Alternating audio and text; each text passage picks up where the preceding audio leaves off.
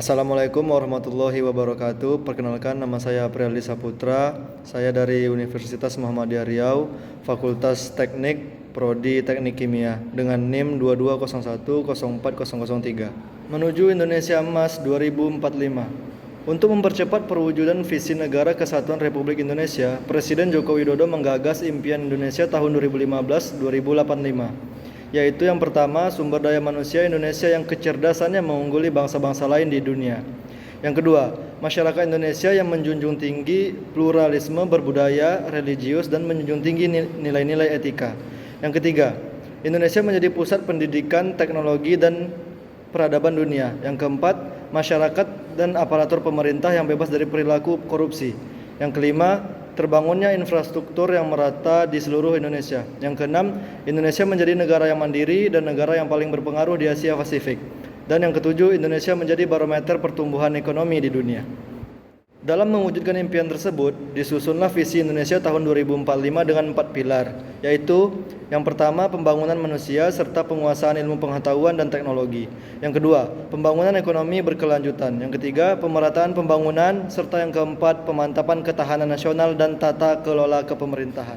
Dalam pembangunan manusia dan penguasaan iptek, Indonesia telah melakukan percepatan pendidikan rakyat Indonesia secara merata.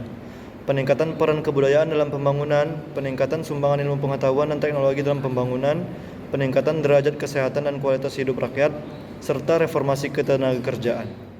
Dalam pembangunan ekonomi yang berkelanjutan, Indonesia melakukan peningkatan investasi dan perdagangan luar negeri, percepatan industri dan pariwisata, pembangunan ekonomi maritim, pemantapan ketahanan pangan dan peningkatan kesejahteraan petani, pemantapan ketahanan energi dan air, komitmen terhadap lingkungan hidup. Untuk mencapai pemerataan pembangunan, Indonesia melakukan percepatan pengentasan kemiskinan, pemerataan kesempatan usaha dan pendapatan, pemerataan pembangunan wilayah, pembangunan infrastruktur yang merata dan terintegrasi.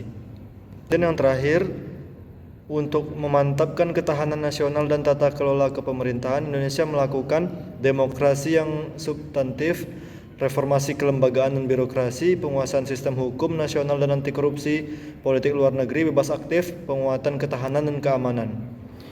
Keempat pilar tersebut dibangun di atas Pancasila dan Undang-Undang 1945 sebagai dasar berbangsa, bernegara, dan konstitusi, dengan tujuan untuk melindungi segenap bangsa Indonesia dan seluruh tumpah darah Indonesia, dan untuk memajukan kesejahteraan umum, mencerdaskan kehidupan bangsa, serta ikut melaksanakan ketertiban dunia berdasarkan kemerdekaan, perdamaian abadi, dan keadilan sosial. Semoga dengan terwujudnya Indonesia Emas tahun 2045 menjadikan Indonesia negara yang berkedaulatan, maju, adil dan makmur, serta mampu bersaing dengan negara-negara asing di dunia.